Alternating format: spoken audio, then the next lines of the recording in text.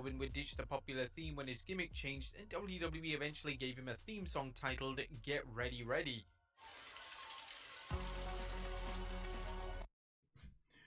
During the bum-ass Baron Corbin stage.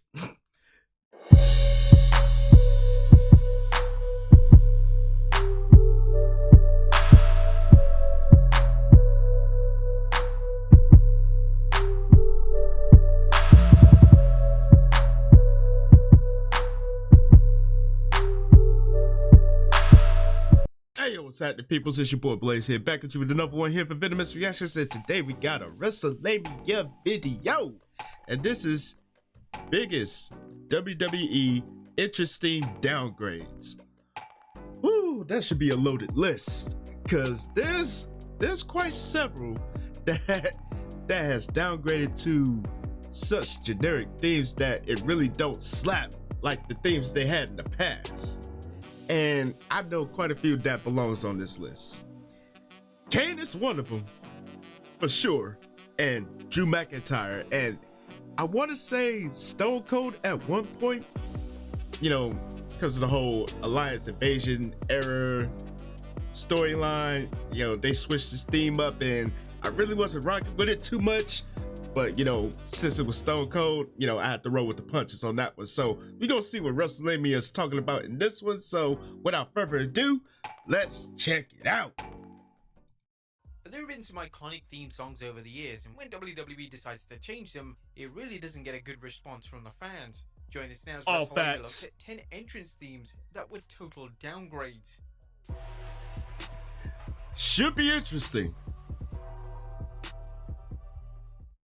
Be sure to subscribe and hit that notification bell for daily wrestling videos. Number 10, Keith Lee, Limitless to generic jobber theme. And to say that Keith Lee's Limitless theme song was good would be an understatement. The theme song was majestic, epic, and created an instant sense of excitement from fans.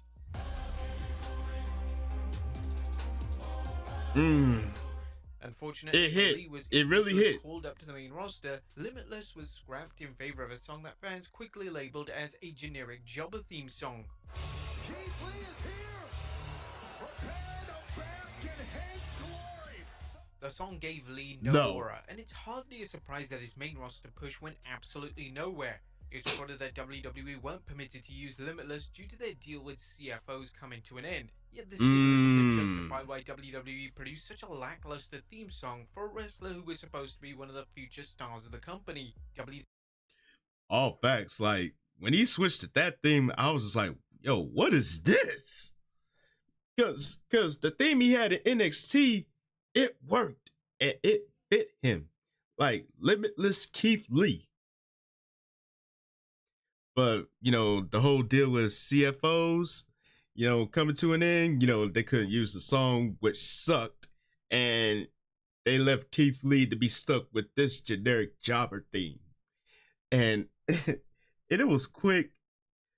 It was quick that people started to give up on the whole Limitless thing, because the theme they gave him, yeah, no. WWE would eventually introduce yet another theme for Lee, and this would be called Born to Bring It. However, by the time Lee debuted the theme, WWE had already seemingly given up on the once promising star. Number 9, facts. the British Bulldog, Rule Britannia to Bulldog. When the British Bulldog returned to WWE in 1999, the company was in a completely different place in terms of how their product was presented. Yep. The Attitude Era was underway, and the Bulldog's prior gimmick and presentation would have fallen flat immediately in this new era. WWE would smartly give Bulldog a new theme song. However, instead of the classic Rule Britannia,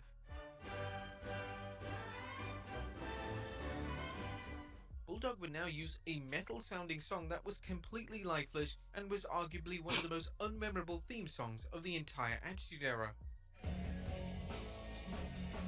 Yep.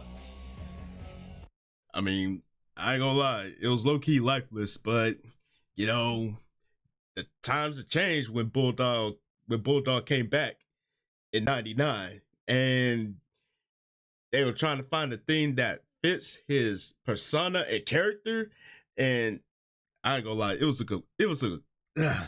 a complete brick with this one. most interesting thing about this new theme song was that it featured a bulldog barking at the start. However, outside of this theme song wasn't representative of anyone who was going to be a major player in one of the most popular eras in WWE history. Number 8, Carlito, Cool to Bad Apple. A former US That's another Intercontinental one. champion Carlito made his highly anticipated return to WWE at the 2023 Fastlane event. Mm-hmm. While it's great to have Carlito back in the WWE, there was immediate criticism because WWE had changed its theme song. I spit in the face of people who don't want to be cool. I love that Carlito's theme. first theme in WWE was symbolic of everything the Carlito character represented, yet his new theme Right. titled Bad Apple was lifeless and rather dull.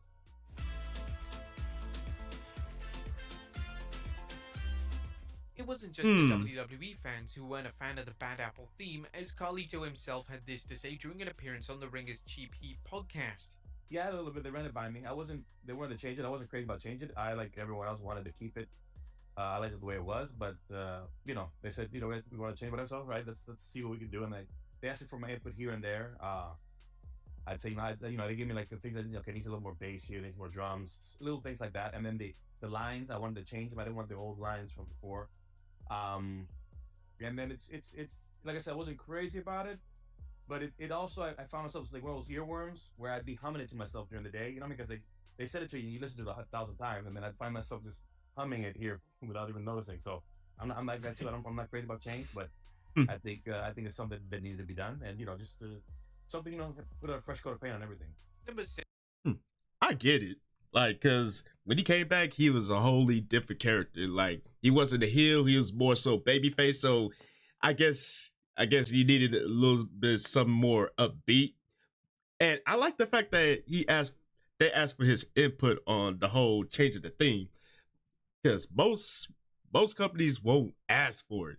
And it's like, okay, maybe you tweak this there, add a little bit more here, and maybe switch up the lines here and there, because I don't want anything to, like, I guess you could say, remind me of the past, because I want something more current that fits the current product. So I get it. I mean, his new theme is not bad. It's a little upbeat from his theme he had in the past. It was a little slowed down back then. Now it's more upbeat and more current. So I get it. And not everybody is crazy about change, but you got to make it in order to fit the whole image of the company. So I understand it, and I can appreciate Carlito for stating that. 7. Stone Cold Steve Austin glass shatters to Venom. The WWE I decided called to change Stone Cold's theme song in 2000 was a very risky move. Austin's theme song was iconic, and it could have led to severe backlash if the new theme wasn't up to the same standard.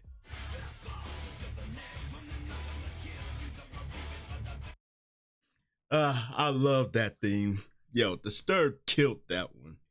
That revamp of Stone Cold's theme in 2000, arguably one of his best themes, next to Hell Frozen Over and I Won't Do What You Tell Me.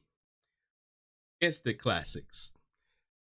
And and this is not me being biased because I like Disturbed as a band, but I love the theme. It actually fit his character when he returned from neck surgery back in 2000. He was out for payback, so it worked. Luckily, the new theme from Disturbed was arguably Austin's most beloved theme song. Yep. The new theme kept the glass shatter at the start, yet the track now featured strong lyrics that perfectly represented Austin's character and no-nonsense attitude. When Austin turned heel and became a member of the WCW-ECW alliance in 2001, he would ditch the Disturbed theme in favor of a lazily produced track. Yeah, this was lazy, bro. The theme song was titled Venom, and it was just a complete step down compared to what came prior. Did the theme song suit the supposedly paranoid leader of the alliance? Well, that's up for debate, yet fans don't exactly have fond memories of Austin's time using the Venom theme song. Number 6. And the fact that he only kept that briefly briefly in 2001 before reverting back to this "I won't do what you tell me" thing with the classic glass shatter and the heavy guitar playing. I love, like I said, one of his most iconic themes ever. But yeah, that one he had during the whole Alliance Invasion arc, I wasn't rocking with it. I'm sorry. No. Stephanie McMahon, all grown up, to Welcome to the Queendom. Stephanie McMahon's first two theme songs in WWE were certified hits. Her version of My Time and then All Grown Up were tremendous theme songs that were exactly what McMahon's character at the time needed.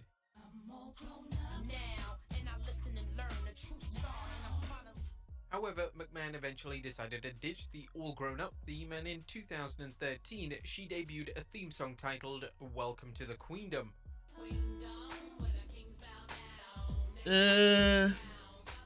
This new theme was supposedly an indication that this was a new superior version of McMahon, yet the theme song didn't have the same energy as All Grown Up. The new theme song was definitely a more mature theme, and it may have been out of place for McMahon to still use All Grown Up. However, they could have delivered something more memorable for a figure who was such a prominent fixture on TV at the time. Number 5, Sheamus, Written in My Face to Hellfire.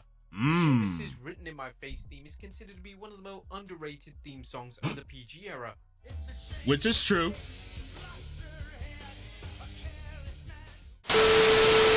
Managed to hit Sheamus' first ever theme song out of the park, and it's hardly a surprise that fans for the past 8 years have been urging WWE to bring the classic theme song back. Sheamus would get a new theme in 2015, and his theme was titled Hellfire.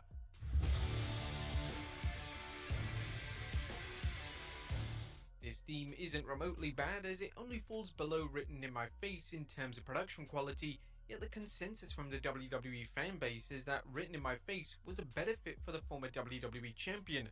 He's admitted in numerous interviews that he wants to bring back his old theme, and this is what he had to say during an interview with Inside the Ropes. Definitely would love to bring that song back. Before I know it was stopped. They weren't gonna let me have it because it was past. But it's amazing what a song can do, or entrance music can do, to bring people back in that nostalgia vibe. I definitely will keep pushing to have that song back, and it's something that I haven't given up on. But I think there'll be a time and place for that to come back. I'm low key digging his theme he has now, because at that time it fit his character change. Because, you know, when he came back from injury and, you know, he was sporting the mohawk and everything, you know, he was basically a heel at that point. So he needed a switch up. So, but would I mind him going back to his old theme? Hey, Jeff Hardy did when he came back. You know, when he came back with the classic Hardy theme before reverting back to No More Words. Yo, I'm here for it. For Baron Corbin, I Bring the Darkness to Get Ready. I Bring the Darkness was produced by the master of WWE themes, Jim Johnson. And One of the theme is GOATs. notable for being the last ever WWE theme produced by the acclaimed artist. The theme song itself is universally liked by the fan base, and it gave Corbin an instant presence when the song hit.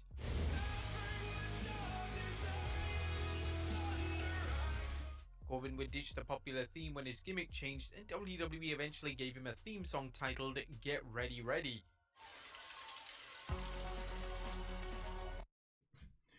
During the bum-ass Baron Corbin stage. Man, this was when he finally found luck and he had money.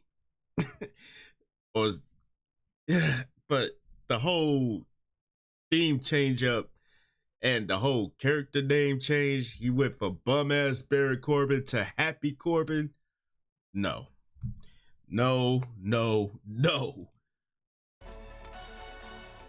The theme song was supposed to represent Corbin winning big in Las Vegas, and WWE took a rather liberal approach to the theme song. The theme song starts with a slot machine jiggle, and then the rest of the theme sounds like an arcade. The theme song was heavily panned by fans, and it currently has over 1,200 dislikes on WWE's YouTube channel. Since returning to NXT in 2023, Corbin has debuted a new theme song titled Burn the Ships, which is a vast improvement, and hopefully the Get Ready Ready theme will never be heard on WWE programming ever again. Here's to hoping. Number 3, Rikishi, You Look Fly Today, to Badman. Upon turning heel in 2000, it became apparent that Rikishi's widely popular theme song that he would use for the member of Too Cool would no longer work. You Look Fly Today was a fun theme song that made fans get up on their feet and dance.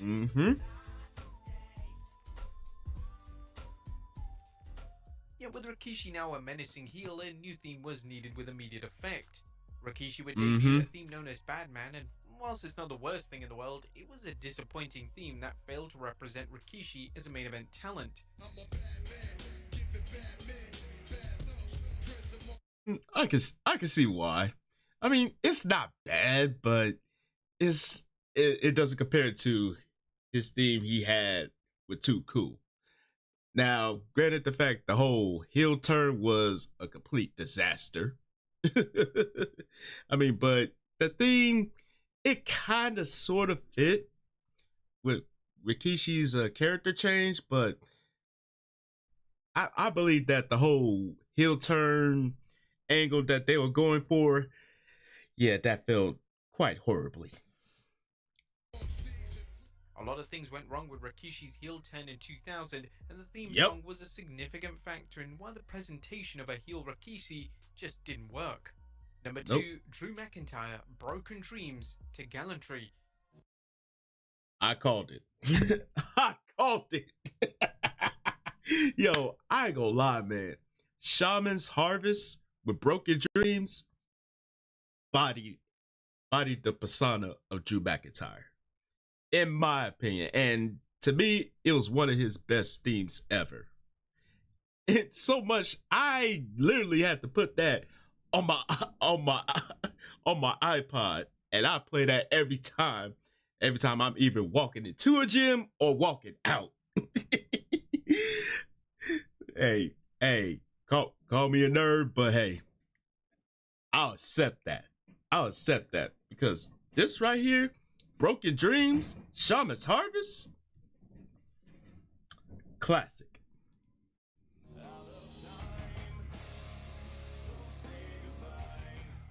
When Drew McIntyre re-signed in WWE in 2017, his Broken Dreams theme was nowhere to be found. Instead, he would use the theme known as Gallantry.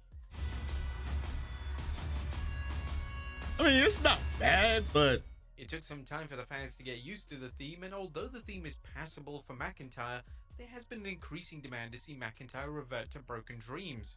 McIntyre himself is fully aware of just how popular the theme song is, and he's been pushing to bring the theme back full time, yet it looks like WWE has no plans at this stage to make the change. But at the 2022 Clash at the Castle event, McIntyre would bring the theme back for his introduction in the main event, and this was the last time it was used on WWE programming to date.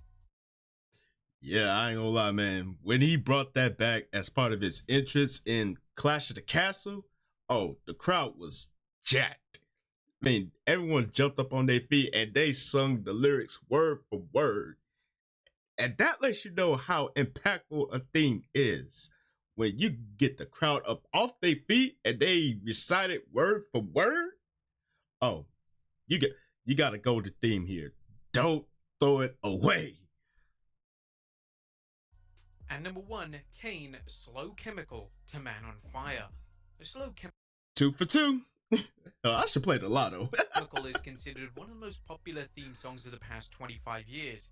Slow Chemical is sung by Finger 11, and the idea of Kane having a theme song with lyrics seems like a strange concept, yet it worked amazingly, and is without question one of the most iconic theme songs to date.